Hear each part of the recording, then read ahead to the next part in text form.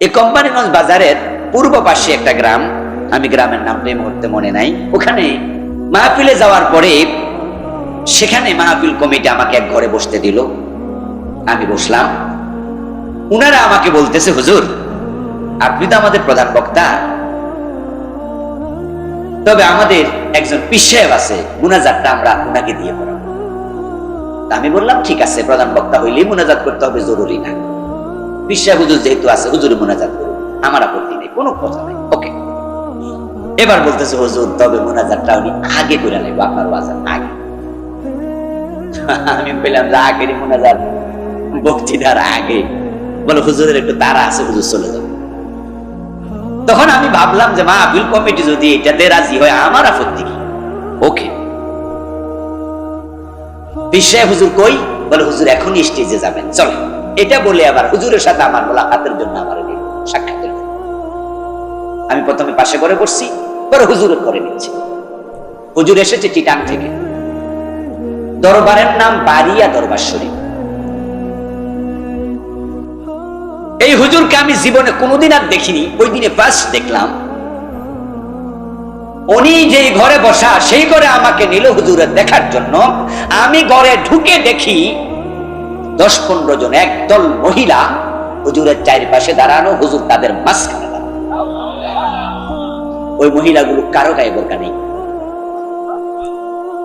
তো হুজুরের অবস্থায় আমি যখন ঢুকলাম, 4-5 জন আমরা একসাথে ঢুকছি, তো আমাদেরকে দেখে উনি কিছুটা বিব্রত হলো।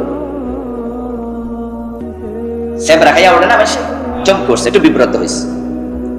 তারপর উনি বলছে, তোমরা সরো। ওদেরকে সরাই দিচ্ছে। তারপরে এবার আমরা মুসাফা করলাম, হুজুর বিদায় নিয়ে স্টেজে চলে গেল। হুজুরকে আমি দেখে অবাক হলাম, লাল দাড়ি, বয়স হবে 60। কি দারুণ চেহারা, হাতে একটা বাঁকা সোনালী কালারের হাত লাঠি, মাথায় সাদা পাগড়ি, এক কথায় অভাবনীয়। যদি আমি হুজুর কই মহিলা পরিবেষ্টিত অবস্থায় সেদিন না দেখে রাস্তায় সাক্ষাৎ হতো, প্রথম নজরে আমিও ভাবতাম কোন ফেরেশতা আসমান থেকে নেমে আসলো কিনা। কিন্তু আমি যে অবস্থায় দেখেছি, এই টুপিওয়ালা পাগড়িওয়ালা ফেরেশতা, তাকে আমার আস্তা ইবলিশ মনে হয়েছে, ধোঁকাবাজ দুষ্ট শয়তান মনে হয়েছে, যে এটা মানুষের ঈমান কেড়ে নেয়। আমার প্রিয় ভাইরা, তারপরে এবার শুনুন, উনি গেলেন স্টেজে ওয়াজ করতে। এবার আমি ঘর থেকে ওনার আলোচনা শুনতে পাচ্ছি। যেমন আমি আজকে মাহফিল আসছি এখানে 9টার পর, তখন আবু নসর আশরাফি ভাই ওয়াজ মাত্র শুরু করছে। তো ঘরে বসে বসে আমি, উনি সূরা কাহাফ থেকে ওয়াজ করছে না, লম্বা ওয়াজ করছে, আমি ওনার ওয়াজগুলো শুনেছি। আওয়াজ যেহেতু কানে যায়, ওই পীর সাহেবের ওয়াজ আমার কানে আসতেছে। পীর সাহেব হুজুর ওয়াজ শুরু করলো। ওয়াজের মাঝে উনি বলতেছে, রাসূলুল্লাহর প্রশংসা করছে, আল্লাহর হাবিব সাল্লাল্লাহু আলাইহি সাল্লামের জীবনী নিয়ে কিছু কথা বলছে। বলতে গিয়ে তিনি আবার বলতেছে যে আমাদের নবী যখন মায়ের পেট থেকে দুনিয়া আসেন, অন্য সাধারণ মানুষের মতো আসেন নাই, তিনি নাভি দিয়া বেরিয়েছেন। কি শ্রোতা ফাইলাম রে! উনার শ্রোতারা কইছে সুবহানাল্লাহ, আর আপনারা কইছেন এটা আস্তাগফিরুল্লাহর জায়গা। উনি বলতেছে যে মায়ের সাধারণ জায়গা দিয়ে আসে নাই, আমরা যারা আসি আমরা আসি লজ্জাস্থান দিয়া, উনি রাসূল আসছে নাভি দিয়া। আচ্ছা, এরপর এবার বলতেছে আসার সময় রাসূলের গায়ে পাঞ্জাবি ছিল। আমি ওখানে পেয়ে জিব্বা কামড়ে, আর আমার সাথে 2-3 জন বসে আছে, ওরা বললাম যে ফাইজমাটা কই, এটা যে কইল না। রাসূলের গায়ে নাকি পাঞ্জাবি ছিল মায়ের পেট থেকে যখন আসে। কারণ যদি উনি অন্য বাচ্চাদের মতো আসে কাপড় ছাড়া, রাসূলের দাম কমে যাবে, তো তিনি তো মহামানব, এজন্য উনারা কি গাদ দেওয়া হয়েছে। তবে পাঞ্জাবি বেশি দরকার না, ফাইজামাটা বেশি দরকার। হুজুর ওই দিন আবার এইটা কয় না, হয়তো অন্য কোনো মাহফিলে কইবো যে ফাইজামা মসজিদ। আমার দোস্ত শ্রোতারা সুবহানাল্লাহ বলছে, এবং হুজুরের ওয়াজ শুনে হুজুরকে আশিকে রাসূল ভাবছে। কিন্তু আমি তো হুজুরকে ঘরে দেখে লাইছি, বেপর্দা মহিলার মাঝখানে হুজুর খাড়াই রইছে। এই জন্য কেমন আশিকে রাসূল আমি তো টের পাইয়া গেছি। যার সিরত চরিত্রের সাথে সিরতের সাথে কোরআন হাদিসের সংঘর্ষ হয়ে যায়, সে হক্কানি পীর হয় না। যে পীর পর্দা করে না, এটা ভণ্ড, কোনো সন্দেহ নাই। আমরা অলি মাফি ব্যক্তি চেহারা দিয়া দাড়ি দেখে, লম্বা দাড়ি যেহেতু আছে নিশ্চয় তিনি আল্লাহওয়ালা মানুষ। যে লম্বা দাড়িওয়ালা তো রবীন্দ্রনাথ ঠাকুরও আছে।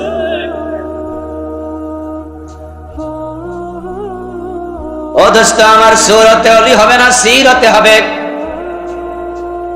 হ্যাঁ, দাড়ি টুপি এগুলো সুন্নাহ, এগুলো লাগবে, আমরাও রেখেছি, আপনাদেরকেও রাখতে বলি। কিন্তু আপনি ভাববেন না তার মাথায় সুন্দর টুপি আছে সে ভালো মানুষ, আপনি ভাববেন না তার লম্বা দাড়ি আছে সে ভালো মানুষ, গায়ে পাঞ্জাবি আছে ভালো মানুষ। আপনি হক্কানি ফির সুরত দিয়ে খুঁজবেন না, আপনি হক দিয়ে হক্কানি যাচাই করবেন। হক হলো কোরআন, হক হলো সুন্নাহ। যার জীবনের সাথে কোরআন সুন্নাহর মিল আছে ওই হলো হক্কানি মানুষ।